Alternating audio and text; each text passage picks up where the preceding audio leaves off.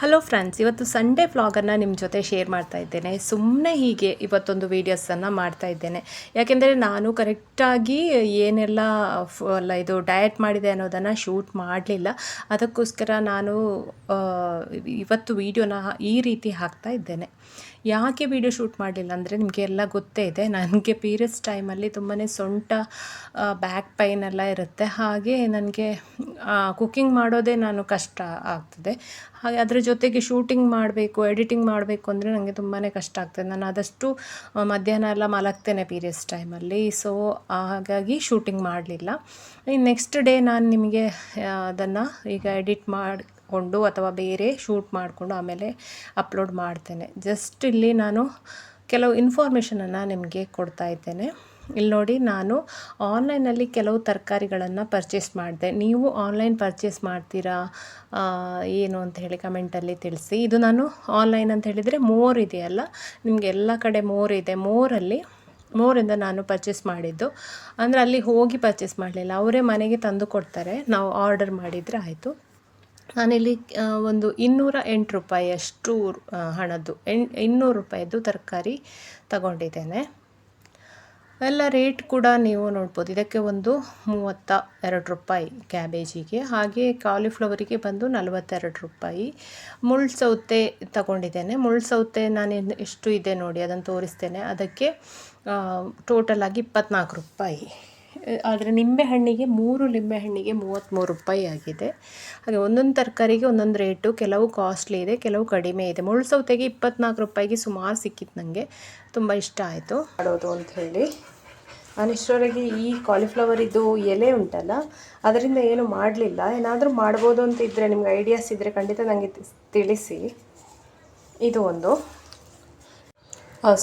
ಈ ಕಾಲಿಫ್ಲವರ್ ಬಂದು ರೇಟ್ ಇಷ್ಟು ಸಣ್ಣದು ಕಾಲಿಫ್ಲವರ್, ಇದಕ್ಕೆ 42 ರೂಪಾಯಿ.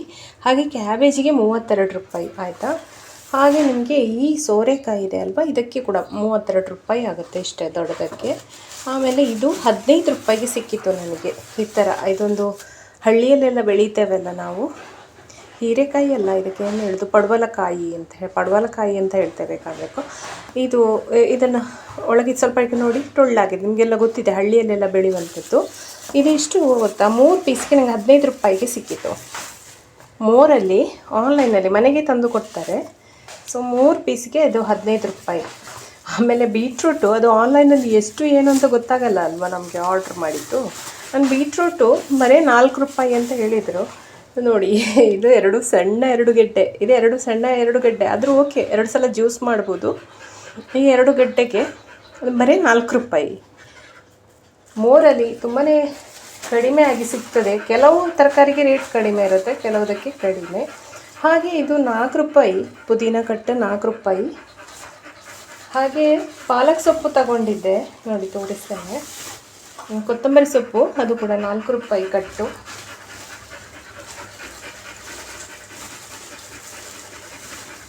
ಪಾಲಕ್ ಸೊಪ್ಪು 2 ಕಟ್ಟು ತಗೊಂಡಿದ್ದೆ ನೋಡಿ. ಇದು ಫ್ರೆಶ್ ಆಗಿದೆ, ಈ ಥರ ಬಂದಿದೆ. ಇದು ಇಷ್ಟಕ್ಕೆ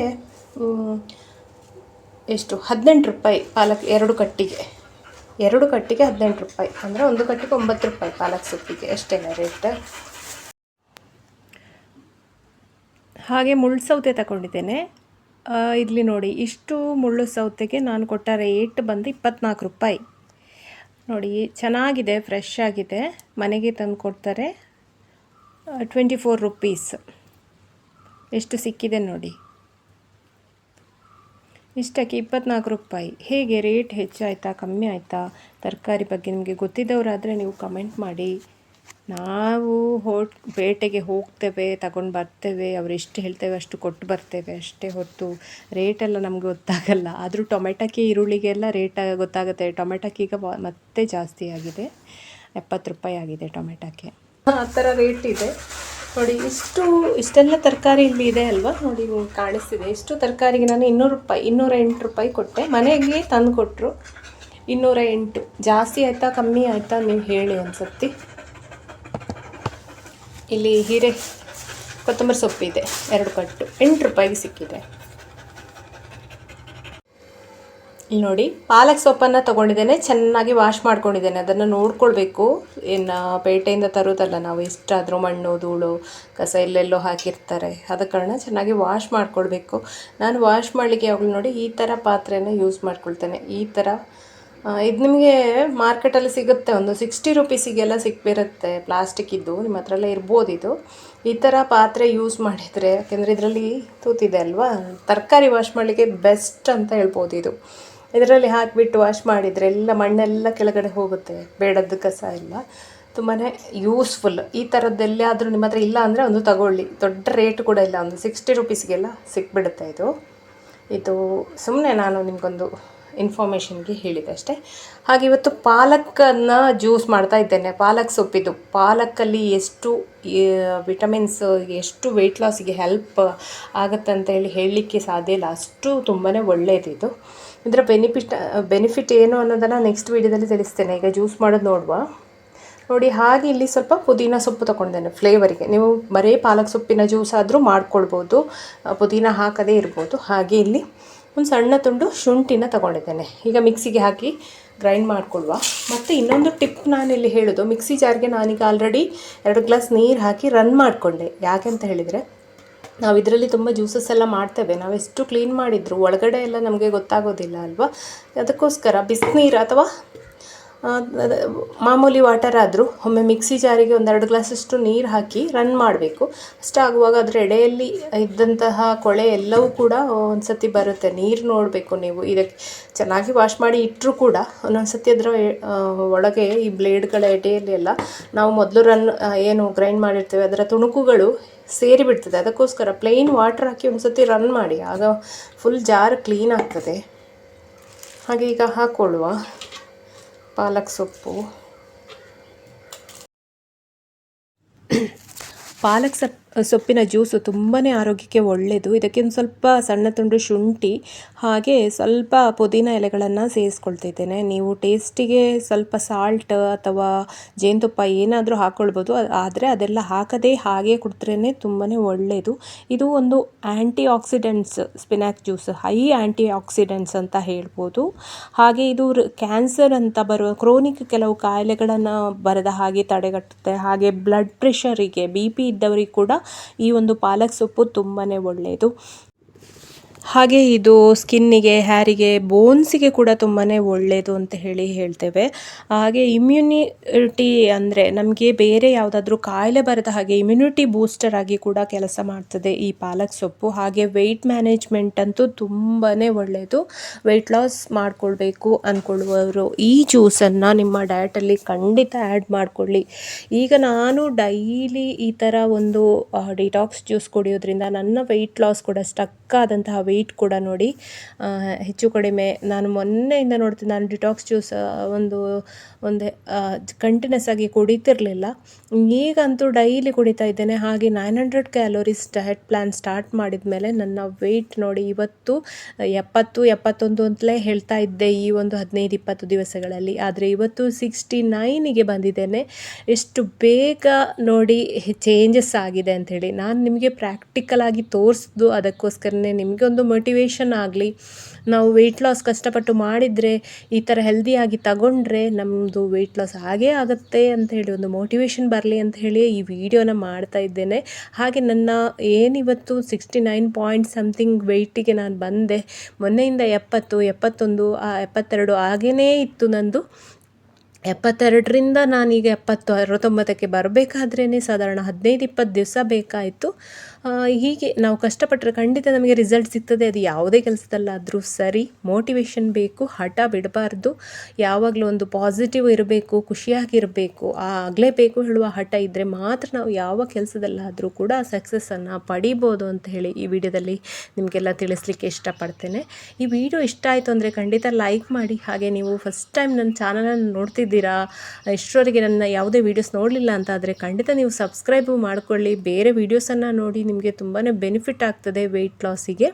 ಎಲ್ಲ ವೀಡಿಯೋಸ್ ಹೇಗೆ ವೆಯ್ಟ್ ಲಾಸ್ ಮಾಡಬೇಕು, ಯಾವ ರೀತಿ ಪ್ಲ್ಯಾನ್ ಮಾಡಬೇಕು, ಯಾವ ವರ್ಕೌಟ್ ಮಾಡಬೇಕು, ಎಷ್ಟು ಮಾಡಬೇಕು, ಪ್ರತಿಯೊಂದು ಡೀಟೇಲ್ಸ್ ಕೂಡ ನನ್ನ ವೀಡಿಯೋಸ್ ನೋಡಿದರೆ ನಿಮಗೆ ಸಿಗ್ತದೆ. ನಿಮಗೆ ಖಂಡಿತ ನನ್ನ ವೀಡಿಯೋಸ್ ಎಲ್ಲ ಇಷ್ಟ ಆಗ್ಬೋದು ಅಂತ ಹೇಳಿ ಅಂದ್ಕೊಂಡಿದ್ದೇನೆ.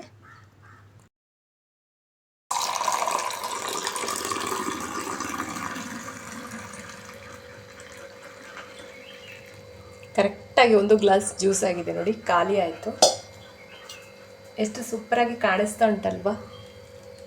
ಇದಕ್ಕೀಗ ನಿಂಬೆ ರಸನ ಹಾಕ್ಕೊಳ್ತಾ ಇದ್ದೇನೆ.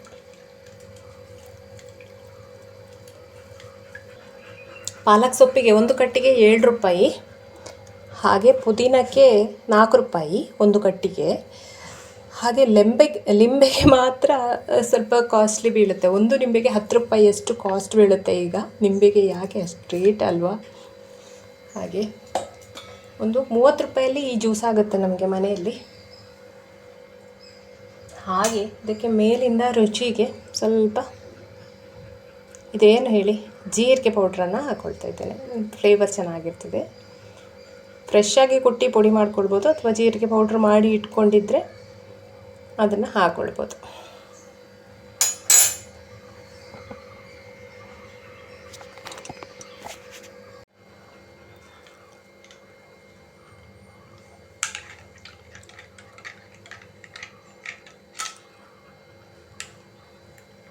ಈಗ ಟೇಸ್ಟ್ ಮಾಡುವ ಸಮಯ.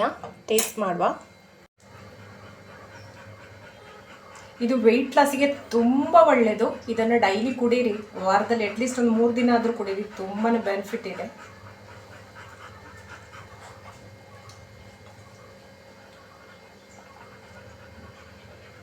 ಟೇಸ್ಟ್ ವೈಸ್ ಏನು ಕುಡಿಲಿಕ್ಕೆ ಏನು ಕಷ್ಟ ಇಲ್ಲ. ಹಾಗೂ ಏನಾದರೂ ಅಷ್ಟು ಟೇಸ್ಟ್ ಅನಿಸಲ್ಲ ಅಂದರೆ ಜೇನುತುಪ್ಪ ಡೈಲಿ ಒಳ್ಳೆಯದಲ್ಲ ವೆಯ್ಟ್ ಲಾಸಲ್ಲಿ.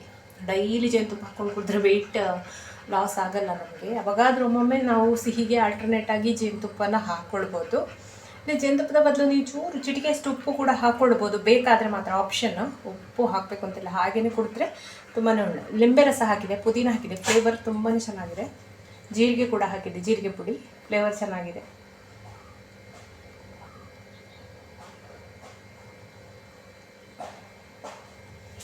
ಇದು ಸ್ಕಿನ್ನಿಗೆ ತುಂಬಾ ಒಳ್ಳೆಯದು, ನಮ್ಮ ಚರ್ಮದ ಕಾಂತಿಗೆ.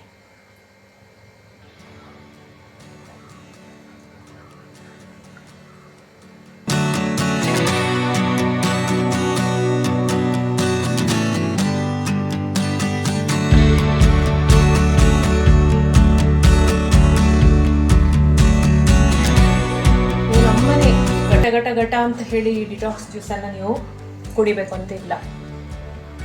ಸ್ವಲ್ಪನೇ ಟೇಸ್ಟ್ ಮಾಡಿ ಕೊಡ್ಬೋದು, ಅಥವಾ ಸ್ವಲ್ಪ ಹೊತ್ತು ಇಟ್ಟು ಆಮೇಲೆ ಕುಡಿಬೋದು. ಒಮ್ಮೆಲೆ ಕುಡಿಲಿಕ್ಕೆ ಒಂಥರ ಹೊಟ್ಟೆ ಇದಾಗುತ್ತಲ್ವ, ಅದು ಲಿಕ್ವಿಡ್ ಅಲ್ಲ. ಒಮ್ಮೆಲೆ ಯಾವುದಾದ್ರೂ ಸಹ, ಈಗ ಕುಂಬಳಕಾಯಿ ಜ್ಯೂಸ್ ಆದರೂ ಒಮ್ಮೆಲೆ ಕುಡಿಲಿಕ್ಕೆ ನಮಗೆ ಕಷ್ಟ ಆಗ್ತದೆ. ಅದಕ್ಕೆ ನೀವು ಸ್ವಲ್ಪ ಇಟ್ಟಿಟ್ಟು ಒಂದು ಅರ್ಧ ಗಂಟೆ ಒಳಗೆ ಕುಡಿದು ಮುಗಿಸಿದ್ರೆ ಒಳ್ಳೆಯದು. ಈಗ ಅರ್ಧ ಖಾಲಿ ಆಯ್ತು ನೋಡಿ.